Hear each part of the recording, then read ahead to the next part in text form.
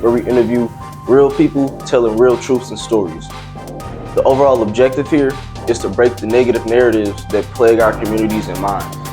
The biggest one we aiming to attack is that there are no more good men and women out here. Stand-up men and women. The men and women we actually need in positions to help change our community for the better.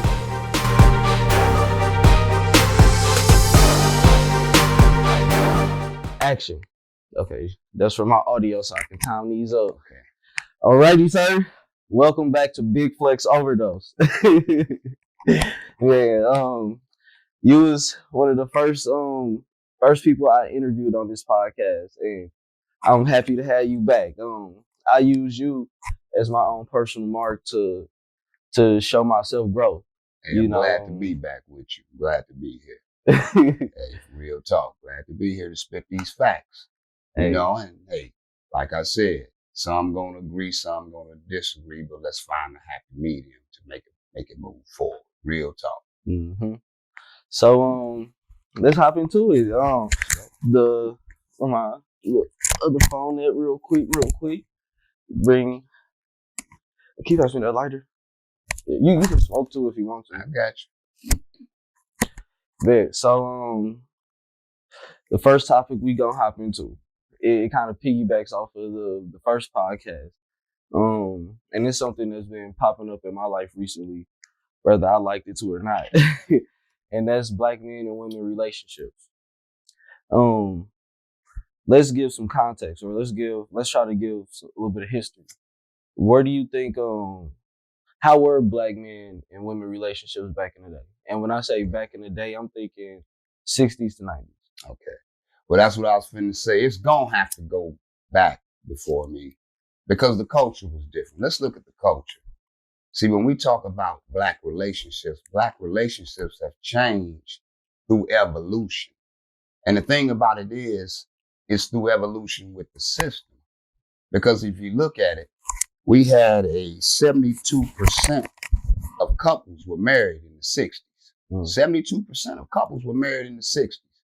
Now, what the hell didn't happen between the 60s and now? Well, it's called evolution. When those that needed aid couldn't have a male figure in the house, couldn't have a razor in the house, couldn't have shoes in the house, a top coat in the house.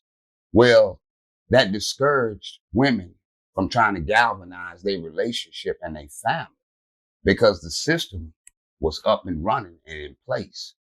And by Black men not being able to be in the home, well, it took the home to a point where you have no leadership. And let's just look at it. Let's just be real with it. You have no leadership. I've heard of kingdoms. I haven't heard of a queendom yet. So let's just keep it 100. When you took the leadership, which is the general, the director, the military of your house, because the first thing happened when women hear a sound downstairs, baby, did you hear that? Shh, go down there. That man putting his life on the line. He's the military of the house. He's there to secure safety, to make sure his children, his queen, could be there safe in the kingdom. Well, what's happened to that kingdom is deteriorating. It's to become a baby mama queendom. And then you have those that we not even gonna jump off into that. But then you have those who have been traumatized through a relationship, and now they're defying nature. And now they're going to seek those who look just like them. And like I said, we ain't going down that road. They're going to seek those who look just like them. What do you mean? Can we go down that road? Because you already touched on some things that umbrellaed into other things that at least you have to skim past type of deal. Well, it's deep.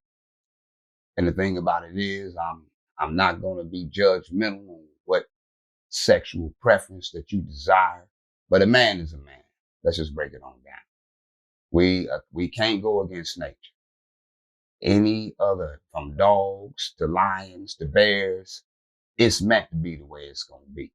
Now, like I said, if something has been so traumatic in your life to make you defy nature, hey, like I said, we need to be aware of mental illness and things that are going on right now that perpetuates that. Like I said, and when women get to the point where they want to show their masculinity. They wasn't designed that way. Mm. And let's just keep it real. But when it's been instilled throughout the years that I could do bad all by myself, I don't need no man. Then that's how the marriage rate has decreased. We have the highest divorce rate in the country. Minorities do, blacks do. Why is that? Why is that? We have the highest. Whites have the lowest. Why is that? And it's instilled in the home. Mm. When the young lady grows up and all she hears is mama fighting with stepdaddy. Did you hear what I said? Stepdaddy. Because see, stepdaddy is an old cliche now. You don't have that no more. Now these young ladies, these young queens, you know what they say? Oh, it's mama friend, mama boyfriend. He float through every now and then, you know, drop down, may stay a few nights or whatever, you know, this and that or whatever, however it goes. But that's the model that she's seeing right now. You know, or better yet, That's the models they're producing. there you go. Or better yet, grandma's sitting up there with nobody. The days of grandma and grandpa, you better look on TV and look back at these old shows, because that don't happen now. Mm. You go to grandma's house, grandma's shuffling around there by herself, raising a whole nother generation. Because she didn't complete the job with Tamika or Alexis or Bentley or whatever, you know, just to say that. So now she's having to refine her skills and do it through the grandkids, the G-babies. So, okay, a question. What is a man's nature? A man's nature. Number one, I'm like this. And it could be debatable. But a man's nature is to take care of his woman and his family. To provide for his woman and his family. And see to it that they have a safe and prosperous life. To the queen and the woman that he chose to give all his all to. I think right now that the system has provided options to where women, hey, financially, we don't really need this man, but we need his finances to live our certain lifestyle. And not all women. So if you don't fit this category, don't be getting all out. He talking crazy. Oh my, nah. I'm not talking about you. You're one of the rare. I'm talking about the majority. I'm talking about the majority of young ladies who choose to have baby daddies over husbands. And that's just keeping it 100. How the hell you gonna get the carriage before the horse? Who gonna pull the carriage? You better get you a good strong horse, then get you a carriage to pull, horse to pull that carriage. But from the ladies' defense, it's not men out here anymore. It's just boys. Understood. And that was what I meant about, like, what is a man's nature like because as I've been realizing, I think where we go wrong as men and vice versa is we try to talk on the other sex and what they should and what they're not doing when we never can think like a woman. So we should be aiming our focus to talk to these little boys who's developing or trying to become men type of deal. And through that, then we can touch on the women. You feel me? And I agree with you 100%. And it goes back to what I said earlier about history. Because the thing about it is that the women are complaining that the selection process that they got to choose from. Understand the selection process and when it got started. The selection process got started is when you put this child, and what's the first thing that women say or young ladies say when they have a male child? Hey, little man. Hey, that's mama man. Hey, little man. You've been indoctrinated and been instilling that this little child is a man before he even knew the definition of man. So therefore, when you get a little man up and you only can take him so far down the road and he still is lacking the characteristics and the skills and his toolbox to be a man. Now you throw him out there and you want little man to take care of a woman. Now little man is going to reproduce the same thing, and it's going to go in a full-blown circle with the baby mama. So no, I'm definitely not disagreeing with the women as far as they feeling that their selection is there. And I'm not trying to say who's this, who's that, who's right, who's wrong on this. Thing about it is also, you had a choice whether you laid down and you was going to have a child with this man. So it kind of sounds like you throwing some shade there, though. Well, it may, because you had a choice. This man wasn't convicted of rape. But see, what about manipulation? Because that's my generation women. That's what they say now. Is, you know what that come from? That come from no male manipulation in the house. That come from the natural father of this young queen, not nurturing her to avoid the pitfalls and to look for a king that is suitable to build a kingdom with. To look for that. And see, it takes a male to assist her and to avoid these types of mistakes.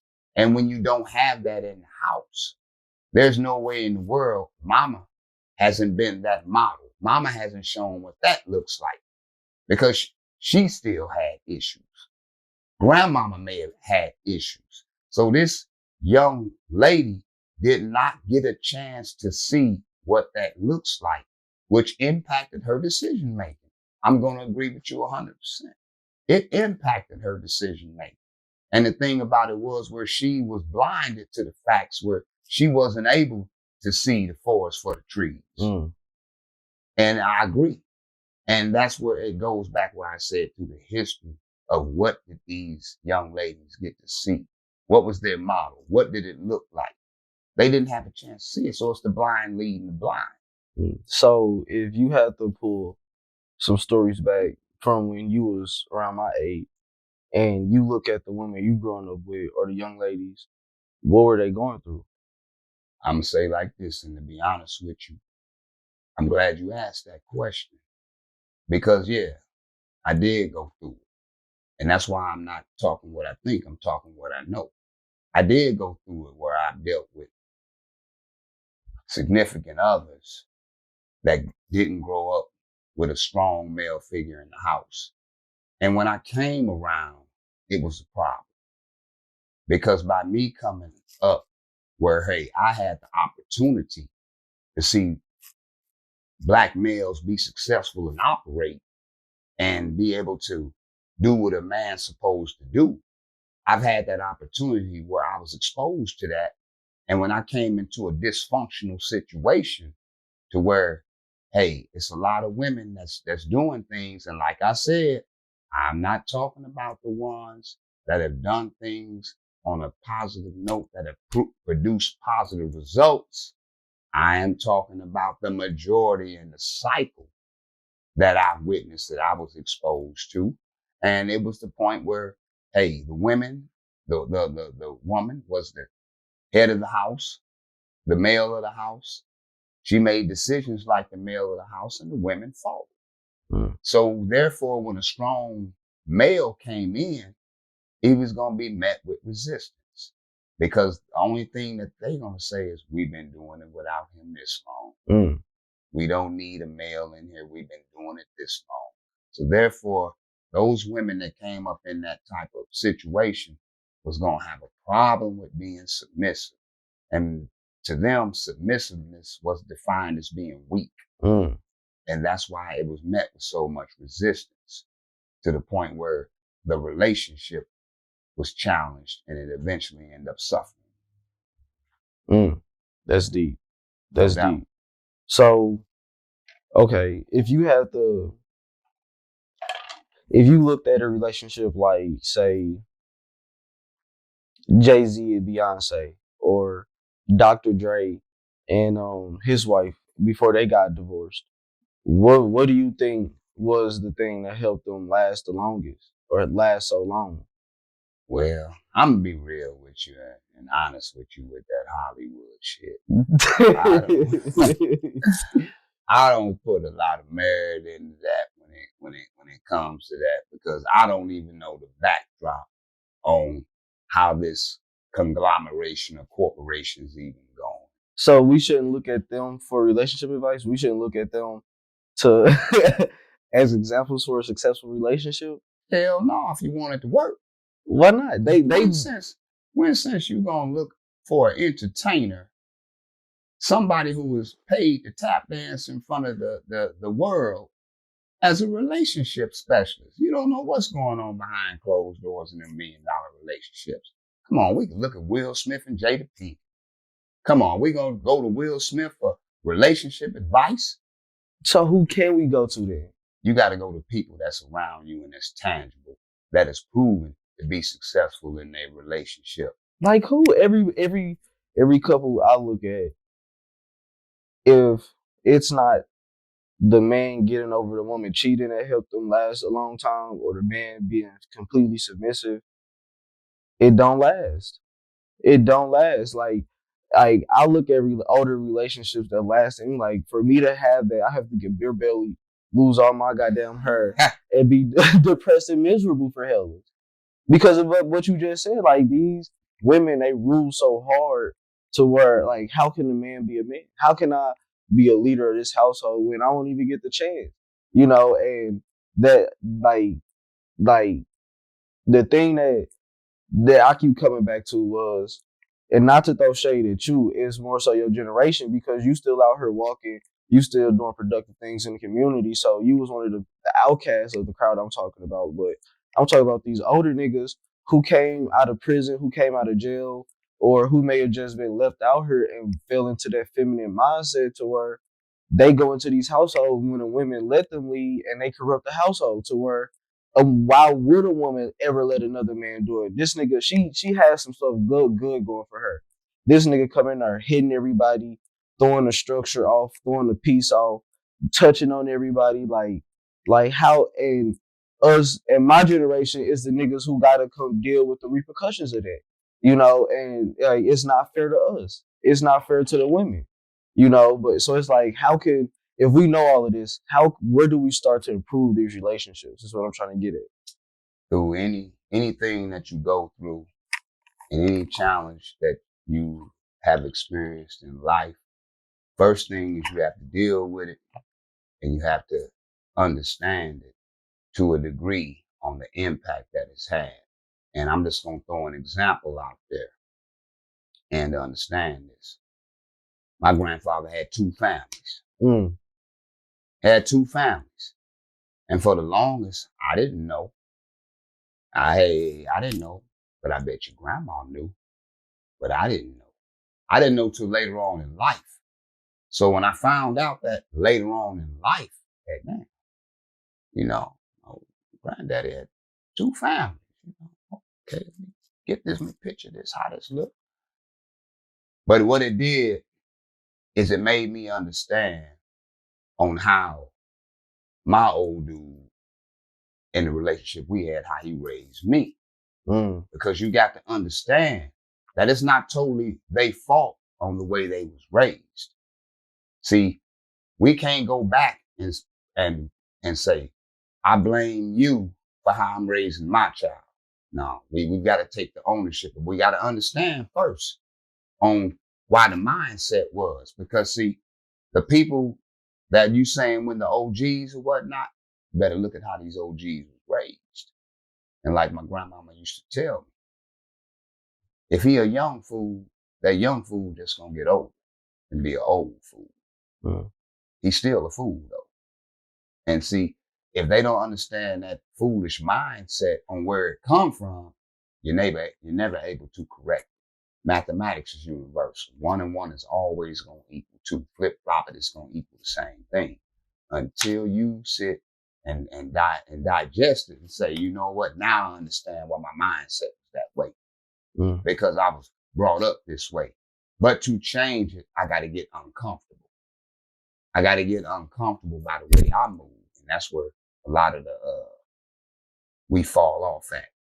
We don't want to be uncomfortable by the way we moving, because it's the next generation that's going to move a certain way because of what we instill in them. Mm. See, what we instill and what we plant and fertilize and nurture. This is what we the fruits that we gonna receive. And we got to understand that it's not about us. It's about how we leave the situation. Do we leave it in a better condition or worse? And that's where the disconnect is that, you know, hey, I'm going to get on my brothers too, to a certain degree. You know, all that sugar tipping and what we doing to avoid responsibility, all that tiptoeing, and I'm going to try to do this through the back door. You don't see no corporate executives down there at AGF was talking like that. You know, you don't hear them talking little $2 petty shit like that. And the same with our women. Oh, girl, I'm gonna sell my stamps and I'm gonna do this and do that. Go down to these other cities and come with that country ass shit. and you lost. See, we can't be a victim of our environment just because we can survive this way. Mm. And that's what we've been doing. And that's why we have such a disconnect, you know, when we got the young black males saying, well, hey, the women are so empowered right now. Right now, hey, it's a movement out here. You got the me too, and you got the LGBTQ and all that. Hey, brothers, it's some things going on out here where, hey, now it's like you got to weed through a whole lot of stuff, you know, and tiptoe through landmines, you know, to not fall off into these situations because these women are being influenced by a whole lot of other things out there, which as far as with the perspective of a male is to them is, hey, somebody to reproduce with, somebody to, hey, take care of my situation with. And if we don't get along through irreconcilable differences, hey, it's cool. You know, I'll just get him for this type of money and we'll just move on and we'll be miserable ever after. You know, because getting another man to take care of another man's kids, that didn't play it out. Mm. That ain't happening. Stepdaddies is a thing of the past. I tried that shit. No, I ain't gonna say I tried it. I ain't gonna say I even tried it. It's just I fathomed the thought of it. And it just that's not something I'm built for. It's not reality. Mm. It's not reality anymore. We put that into our culture because that's all the product that was out there. Mm. You know, you meeting a female with no kids is, you know, hey, it's right now it's not common as it used to be. Mm. But where it is right now with the mindset of where we going with this is that the men are like, you're not going to find men that's willing to line up for this job of being a stepdad. It doesn't make good business sense. Mm. So it doesn't make good business sense. Mm. You know, and even if you say, well, my baby daddy, he do what he supposed to do. Well, y'all should have did what y'all was supposed to do and stay together. Why add another variable in there? Think about it. What do you need this man for? When you met this man, you didn't meet him with your kids. Mm. You met him out there doing your thing, twerking, working, whatever. Yeah, you met him doing your thing. You didn't meet him with your 4, 5 kids behind you. Else that man probably would have kept going. See, the men that you subjected to deal with is men that accept what you bring into the table. Mm. See, when you bringing this to the table, you know, you got all this Baidu in the table, you know, this baggage, you know, that man has a choice to accept it or not accept it, you know, because I can guarantee you 9 times out of 10, he got some baggage too. So now you're just going to just load it up in the garage, the storage room, all this baggage. Tell me how it turned out. Okay. Tell me how it turned out. To transition a little bit,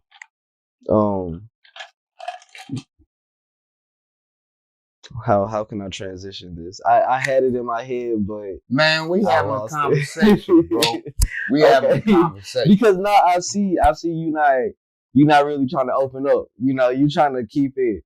You trying to keep it preserved. I'm trying. So I'm just Hey, we gonna get to the step on toes, but you know, hey, like I said, I'm trying to be as far as both perspectives. Mm. You know, I know that these women out here, as far as their selection of men, but that is due to the fact of the men that were produced from the women. And I'm just keeping it 100. But it's like you trying to. It's like you want to blame the women, but at the same time, you don't want to come off as like blaming the women. Well, there's a lot of good black women out here. And the thing about it is, I'm not talking about you all, but to say it looks like I'm trying to blame it on women, don't have to look like it no more. It is, you know. We don't have to look like it no more. It is. If you going in here and it's 70% of black women raising these black males, then you do the math. So, hey, it don't have to look like it no more. Y'all black women, y'all need to stand behind y'all black men and step the funk up. Real talk. So it ain't gonna look like it. Y'all control this as far as with that. If you want to know where the power lies, y'all control the men y'all lay down with. Y'all control the men y'all deal with. If this dude was broke in the bum when you met him, he ain't gonna be a millionaire 24 hours to 72 weeks later. That's what you got. That's what you selected. That's what you chose. Now you want to say, I'm going to come up and let another man take care of the mistake that me and this man, and no, don't get me wrong. When I say mistake as far as choices. Choices. So get that right. And the thing about it is that, yeah, I do believe that there is a disconnect because majority of these women don't want to propel their king in the position that he should be. So, hey, let's get that out there. If they had to be cut and I had to hit them with that, yeah, I hit them with that. You see, that's what I'm looking for because it matches my energy, you know, because on the other end, I'm blaming the men. You know, while I see where the ladies are going wrong at, it's like I hear you preach that king shit, but most of these niggas are bitch ass niggas to me. Like, and what I mean by that is, I'm not saying it's not good. Yeah, I like it. But, like, I feel like most of these, like I said, most of these niggas are too feminine for a woman to even step behind. Like even me, I have to sit back and reflect on myself. While I may have some things put together and I may be doing most or better than most of the other men I'm around, that still don't mean I'm a man a woman should follow and shut the fuck up and listen to the way I vision her to. You know, but that leads me to this topic. Like, I feel like these niggas became bitches because of the gangs, these gangs and rappers. And I feel like we need to start attacking them for the rest of the men out here to know how to sharpen up. Number one, you got to be qualified to lead. And that's where the mistake is made. Number one, if you are not captain material, you ain't going to be no captain. If you're not a general, you're not going to be a general. And that's what we lacking, is we lacking the skilled people to be in these positions, in these households, in these relationships. Because if you say the men them bitched up, I can guarantee you it was a woman that was leading their damn house that taught them how to bitch up. What? Come on now. I'm just saying it. I got strong black women in my family that then raise they males. And they males are humbling themselves to women a whole lot easier than one that had a male in the house. And I'm putting that out there. That's real. So, okay. Just because this woman made a mistake of the choice of man she had a kid with, like the argument I make, it don't matter what you teach your kid in the household. It don't matter how hard you mold your kid in that household. As soon as they step outside of their household, they subjected to the rest of the world, and that's who has the biggest influence. So while these women may have raised these boys to be more feminine or tap into their feminine side, were the black men out here in these school systems, out here building something for them to come out and see, like, why is these little boys coming out seeing each other kill each other, seeing the 18-year-olds when they 12 trying to come touch on them and shit, like where, like, what are you doing to help stop this type of deal? Okay. And I know what you doing. That's why you on my podcast. But where the niggas like you at? Like, where the fuck are y'all at? Number one, what you said, my uncle told me.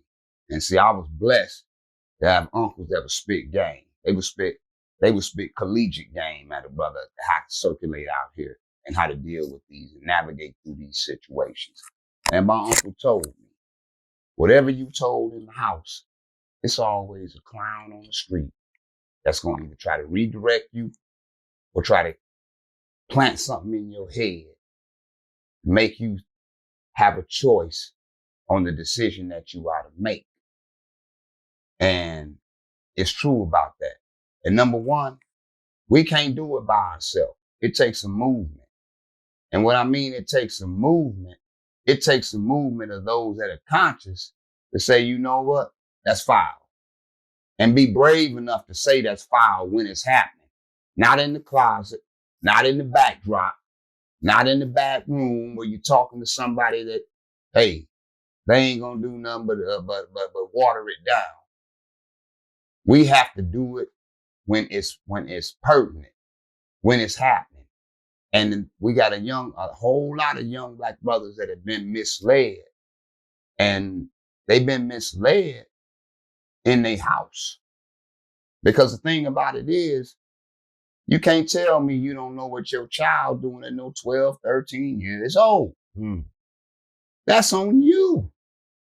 That's on you. Don't get involved till the police bring them home. Don't wait and get involved when the school in contact with you 4, 5 times of their behavior. It's too late. You need to nip that in the bud. My grandmama used to say, bend the sap while it's young. And the sapping grew up dysfunctional.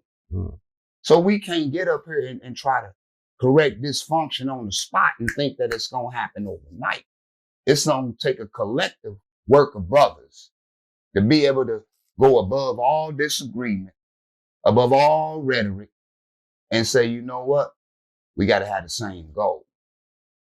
Because it ain't about us. We done made it. If we here to still rap about it, we know something.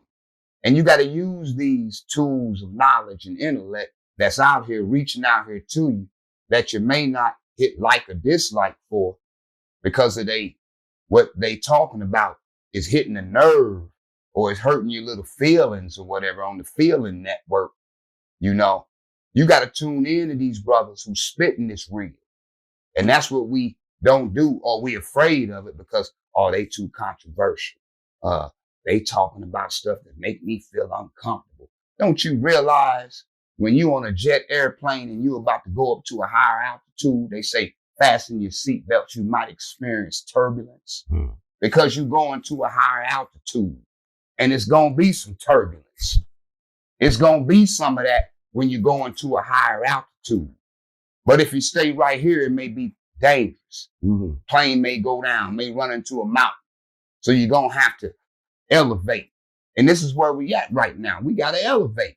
So we don't have to be willing to experience the turbulence of growth. And that's what people is afraid of. They afraid of the turbulence of growth because it ain't going to be comfortable. It's going to be uncomfortable. I can guarantee you that. We can talk like this on the street. It's going to be uncomfortable. So as you was trying to put together your network of black men to come together and agree on something, what was the thing? What was the challenges you was facing? The challenges was in the damn home. What you mean? With mommy. Break that down. Mommy not wanting to let the young black male off the breast. Because he been man since he was in a damn huggy. He been man since he sat on her lap. And now that he walking around droopy draws with his pants sagging, man don't know the first thing about being a man. Because you couldn't tell him. Come on, you urinate sitting down. How the hell you gonna tell him how to do it standing up? Put your little wee over the pot. Come on now. That's what you gave to him. Put your wee over the pot, man. Don't pee on yourself. You know, oh, we made a mistake last night. Come on, that's what you've been doing. And that's in your nature. You're the nurturing part. But when you didn't have that man saying, hey, you ain't drinking no liquids after 8 o'clock. When you didn't have that man saying, hey, I'm going to wake you up before you get too much in that deep sleep. So therefore, hey, you can go urinate because we not going to have this mattress like no sponge up in here. See, you didn't have that. You chose stepdaddy. Stepdaddy, hey, these ain't my kids. I just pay bills in here. You know? And they get too much, I'm a bounce. That was your selection and your variable to solving the situation. Okay. I'm gonna just let you talk because I feel give us some stories because Boy, give me my thing, man. Where that little thing, where that little bottle at? I'm gonna get a story. Because you talking from some hurt, some experience. Oh no, I wouldn't know man, about it. like I said. Because I keep trying to transition to these niggas, and you want to stay on the women. Well, like I'm saying, it's a whole lot behind that, and I'm not speaking on what I think. I'm speaking on what I know. You know, and what you know is what you witnessed, and what you then seen, and then you saw the outcome. See, it's a difference when you don't see the outcome. I appreciate it, my brother. Yes, sir. It's a difference when you don't see the outcome. But when you seeing the outcome, then you know where the mistakes were made. It's like running and playing football. You miss that block, you know what's going to be the outcome. The play blowed up. So you know, hey, I may have to pull me a tackle. I may have to bring an extra blocker in. And that's where we at right now. We got to go double tights. That's where we at. Well, what makes you say that? A story. Let's do a story. Because I know you got some awesome stories. You got to let us in, man. If you tell a story and you be like, okay, almost they getting out there, I'll cut it. I mean, it's all. We just rapping and have a conversation right now. And like I said, I don't talk about what I think. I talk about what I know. And we kind of on the topic right now. We still, beating up these relationships and trying to figure out how we're going to culminate and come to a conclusion on it. No. I'm trying to transition into like games. Okay, the games. Okay, man. And you know what's so ironic about it is that, I had people in my family that was in gangs, and I was gang affiliated. For real? And yeah, but it's a difference because see, what we thinking about with the Hollywood formatted gangs and all these old crazy colors and all that bullshit. Thing about it is, these is people's family. These are loved ones.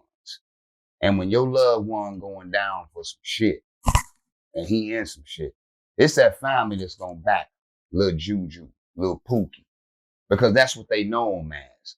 They don't know him on that street that he a stone cold killer or he robbing cats. They don't see that. They don't see that side. And the thing about it is that the people out there deal with that side.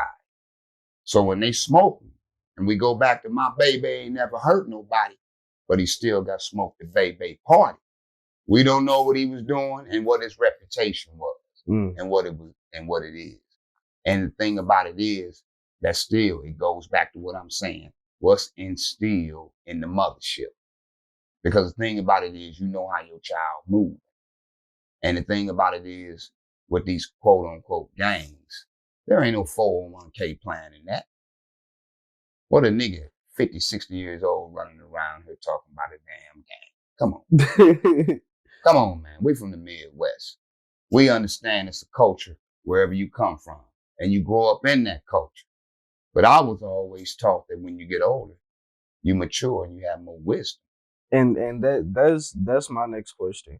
What age is a good age for a young boy / man to realize that the gang stuff is not the way to go, or is it even an age for that? Yes, it is. Okay, let's talk about that. 13. But break that down. 13. Because the thing about it is you got to look at our other cultures and look at it when they cross that threshold to manhood. And the reason I say 13 is because why we going to let him get all the way to 18 and 19 before he start getting some knowledge? Why don't we snatch him at the formative years before he get off into that bullshit and say, hey, at 13, we need to start progressing to manhood. We need to start figuring out where your strengths are, where your weaknesses that we need to work on before we put you out here in society to represent. At 13, that's puberty. That's everything mixing and moving in the body. So whose job is that? Whose job is it is the leader of the house, the man of the house? Whose job is that to take that kid through the next threshold, whether it be male or female, is the man of the house.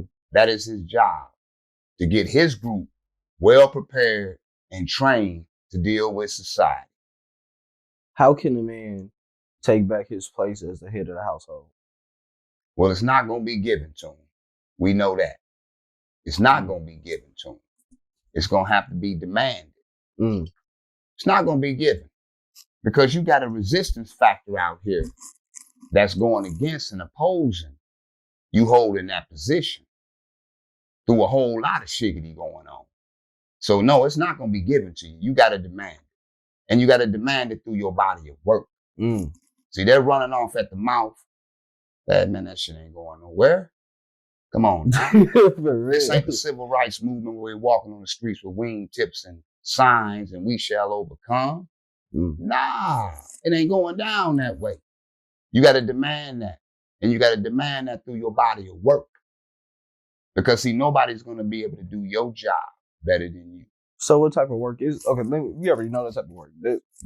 Community work, talking to these kids. I'm 25. I don't know where to start when it comes to giving back to these kids. Like, because I'm not comfortable enough going to talk to kids, or I really haven't exposed myself to that. I don't know where to start. Like, you made a start. You made a start by opening up dialogue and a platform and putting people on here that's not afraid to speak out, that's speaking about experiences that they have that's in their surrounding. See, I'm not talking about LA, Houston, New York. I'm talking about the STL. So wherever you at, if you from the STL, this eye's still going down here. This eye's going down. Because women, when they leave the STL, they got a dose of reality. When they go, whether they go to Atlanta, Texas, New York, they come back and they have a dose of reality that, damn, woo, that St. Louis shit ain't working up here. Ain't working down here. That's right. Because you didn't open yourself up to a whole different market. And that's the thing what we saying. You have already done that. You got a platform. It's just for the reals out here that's not afraid, because you may have somebody in here like me that's piercing their eardrums and saying something that may not be too popular with the mainstream. I'm not with the mainstream. That's the whole problem. Not trying to give it the mainstream. That's why I'm not on all other channels and doing anything like that. I'm doing stuff with brothers that, hey, don't mind grinding. Don't mind getting out there and, upsetting a few people. You see, I'm in relax mode right now. I'm in relax mode. That's why I said we sitting here having a conversation. I'm smoking a black, sipping, and we having a conversation. I'm not on NBC and CBS and all that where I got to be politically correct. I'm going to say some things that's probably going to be offensive to those that it applies to. If it don't apply to you, it's cool. Just listen. I guarantee you know somebody that fit that description. Guarantee. I just had a thought. And people who will watch this would think that you want to go so hard on the women because of some sexual or intimate relationships. But my thought was, you're going so hard on the women because you've been out here dealing with their kids. It's not because of you wanting to have sex with them and they turning you down is because you dealing with the things that they produce that's going to be around your kids. Man, let me tell you something, bro. And a real could tell you this. You can get pussy before you could eat. Mm. Gal will give you some pussy before she offer you a meal. Mm. So sex ain't nowhere involved in it. That's an act. Mm. That only lasts for an hour or so. After that, you still dealing with that same gal. Mm. So the thing about it is, what I'm seeing is the product that we got to become accountable for. And that's the thing that we don't want to be as black men. We don't want to be accountable for the product that's out here running around. Before you criticize, you got to realize that what did you have to do to sit here and help develop this culture of non-existence? And then you got to look at yourself in the mirror. And that goes for me and everybody else that's out here. Get yourself together where you standing up and you can present the platform. But when you out here leaning to the left and you ain't sitting here trying to be a stand-up brother for these young soldiers that's out here and they being misled, then you got to take accountability, my brother. Mm. You got to take accountability when you don't correct something. You see a young female with multiple children out here struggling, then you be that pillar of support. You say, hey, niece, he tripping. I got you. Call me up. Let me go down there and pick him up. Take him with me. Show him what men do. And the thing about it is, he may get a chance to see what men do in a controlled environment to where he know how to digest it when he get in that environment, how to step away because you schooling him all the way. Whoever had that uncle that had multiple girlfriends and he'd sit you there and he'd tell you and school you before you went in there, hey, this your ain't so-and-so, this your TT. And you knew how to act accordingly. So you knew what was going on. Then when you went back home to your auntie, which was his wife, you knew how to keep your mouth closed on everything that took place that whole day. Mm. That was in order to ride with him. So you got a chance to see the other side and how the do's and the don'ts. And that's what it's about. We got to start enforcing and teaching the do's and the don'ts. And hey, you can look at that as positive or negative, but it's real. We got to meet them where they at right now. Mm. We can't go back to the 50s and 60s and say all the brotherhood, the power. We got to look at it where we at right now. And where we at right now, we got a lot of dysfunction that we facing. And we got to meet that dysfunction where it's at. We can't say where it's supposed to be. That's wishful thinking. Mm. We got to say where we at right now and meet it to where we at. And you got a lot of brothers out here who speak in that same language, and we have the same narrative. We just got to figure out how to put it together in our own sections and our own communities because everybody speaking different on where they come from and where they at. Real talk. So when you say where we at right now and you say dysfunction, what do you mean? Where are we at dysfunctionally? Well, dysfunctional is, number one, we done lost the black family. And when you lose a family, you're losing multitudes of generations that follow. And we got to figure out a way to stop going down that slippery slope to failure. We got to figure out a way to put the brakes on. And like I said, when you're putting the brakes on, it's going to be discomfort. It's going to be a lot of people that's going to disagree with what you're talking about because change is happening. Change is happening. When you change administrations, you can look at the Republicans and Democrats fighting over administrative changes that may happen within the next couple of years when they had this election or whatnot. You're looking at that and you're looking at what they're going through to try to influence you to believe in what they say. See, but that's the problem that we having right now. We having to influence those to believe in the process of what we trying to do. As far as, because like I said, when you leave here, you want to stand for something. You just don't want to be nobody in the backdrop to say, oh, they just screwed up. I knew it was going to be like that anyway. You meant to sit in the corner. You're not meant to get out there and make those sacrifices. That's why it's only a few, that's chosen to go out there and do that. And you're gonna be crucified when you do. And that's what I'm preparing myself for. I realized when my dad died that I needed to start living for something outside of me, because I was a direct reflection of my dad, and I used to look at him as a superhero. And once he passed, I came to the reality like, we really don't stay on this motherfucker for long. So it's all about what you do. And through my dysfunctional family, I had to start finding things outside of a family to attach to, because I was forced to give up hope on the family structure.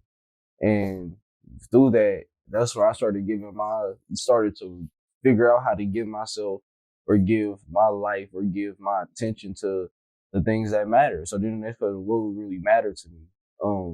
But it's not about me, it's about you.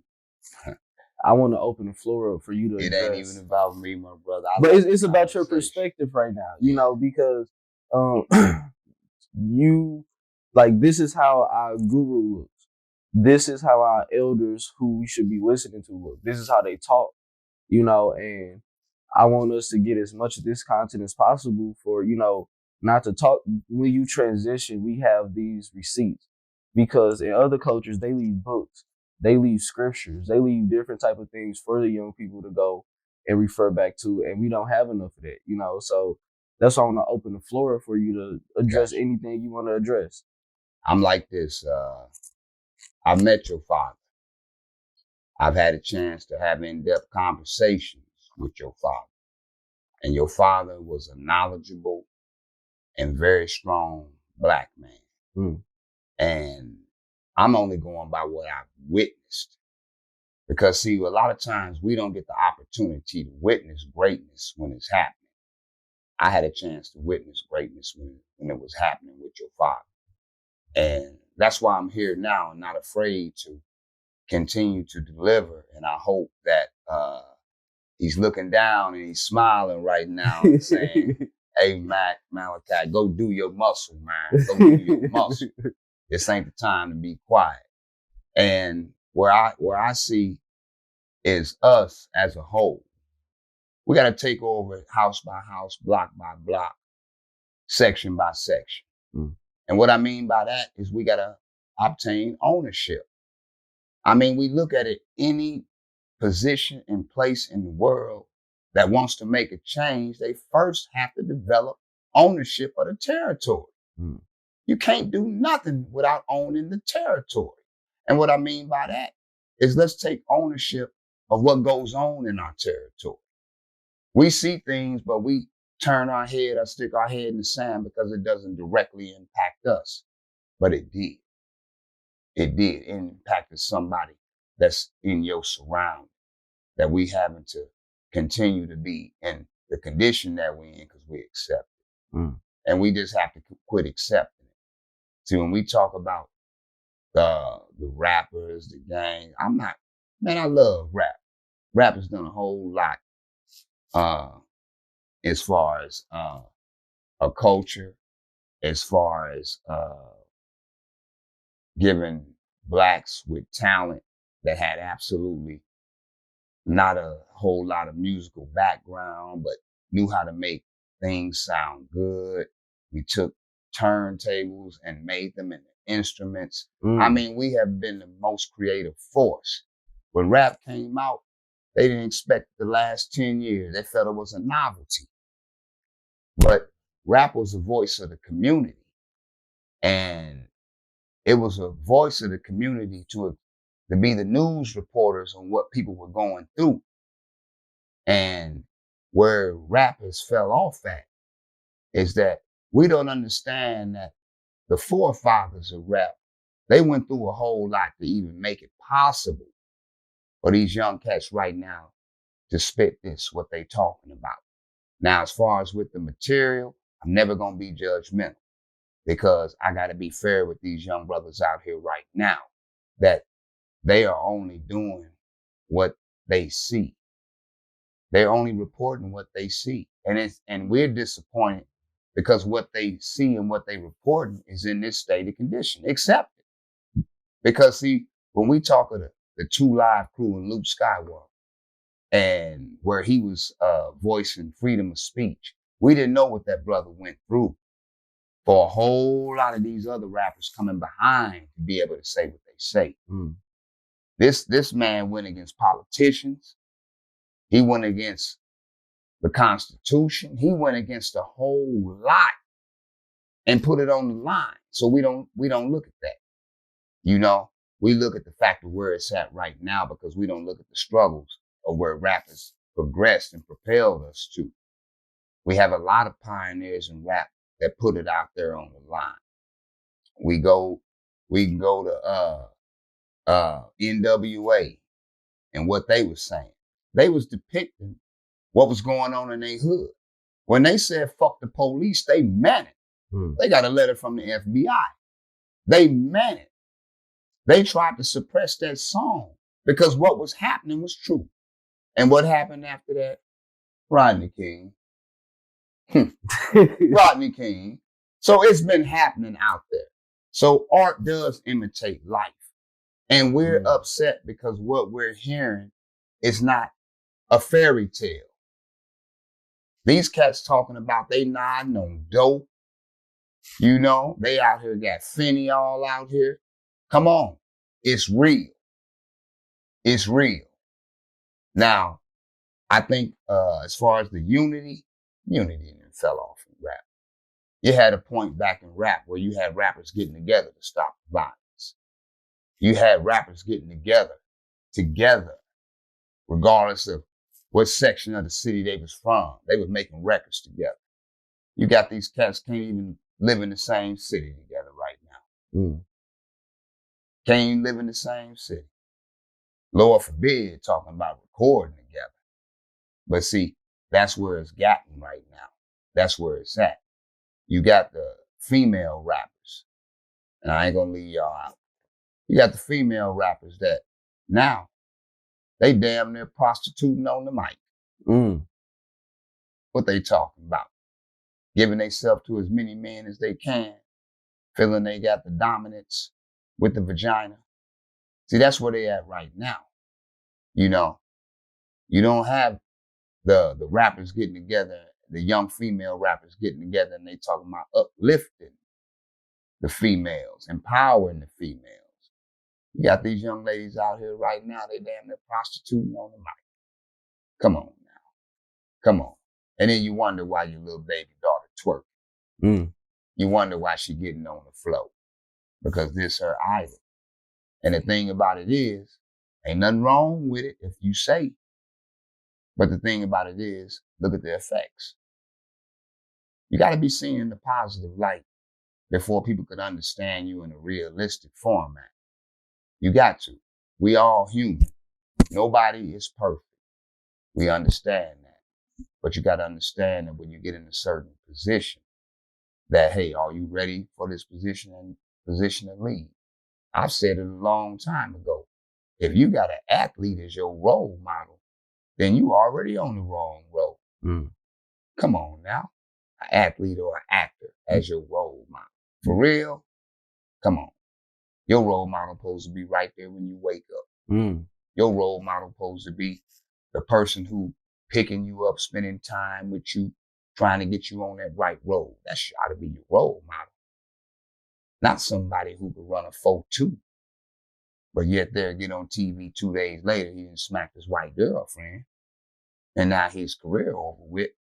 Come on now. Let's be realistic with ourselves. We put ourselves out there to where we don't have these role models around, and we didn't put people around our youth and our kids to be tangible role models. So now we looking at one on the TV doing a Subway commercial to be your role model.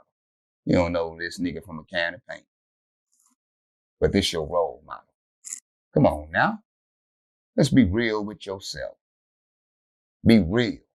My uncles was my role models because I was around them. I could see them through the ups and the downs, the good and the bad, and I knew how to digest it.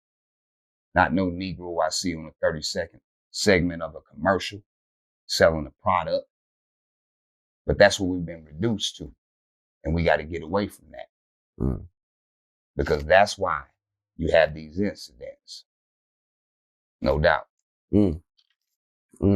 Okay. You got about 10 minutes. Let's go. I like this conversation. I think you got it. You are. Yeah. Oh, we gotta look there. Hold on. Yeah, it's up under your notebook. You saw it? Oh yeah, and slid back. So in these 10 minutes, cause you touched on I need a good story from you. I need a good story. Cause I know you got some, man. Give us a good story. What's the worst relationship you've been through? And you ain't gotta name names. I see that. See, that's why we gonna have to have segments. Because, hey, you know, you got you having a brother that's having to come like, damn, worst relationship. Oh hell. Oh man, there's no beat to no disrespect to anyone that I had any encounters with or whatever. You know, I like to keep things lighthearted, so therefore you can look at it and see if you've been through something like this. All right, I'm gonna break it on down. All right, my grandmama, she stayed downtown, so you know she had a little caregiver. And, she had a little nurse caregiver. So you know, of course, the nurse was cute.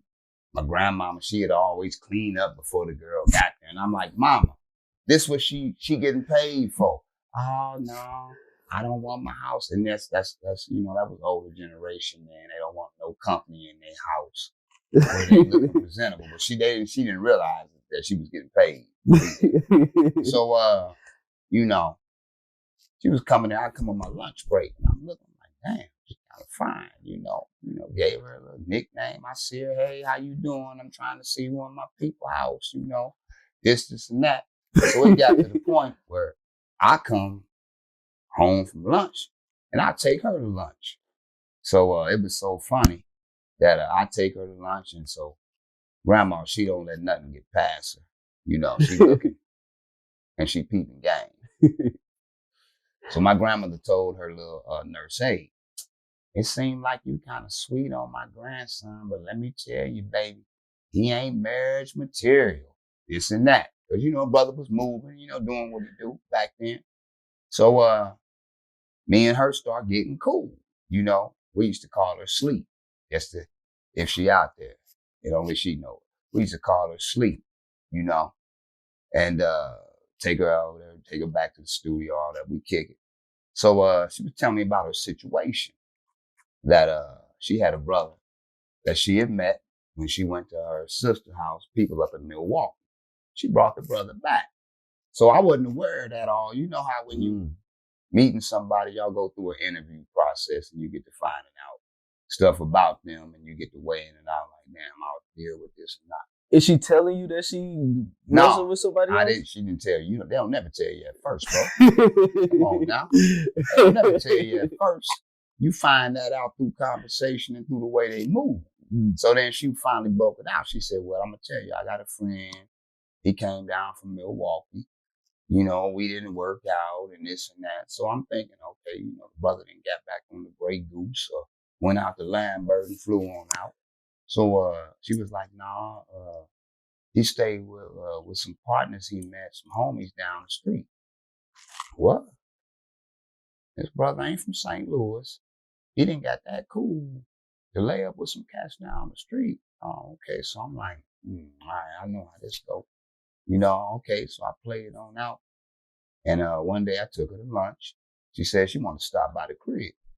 So I said, all right, you know, not tripping off the fact that the cats that she was talking about he was cool with was right down the block. So when they saw me and her drive up, you know, Milwaukee cat, he really didn't know how St. Louis was moving. So he didn't know who I knew over there and who I was touched with. So I'm sitting there in the living room, sitting back in the cut. She go to the bedroom, go get what she gonna get.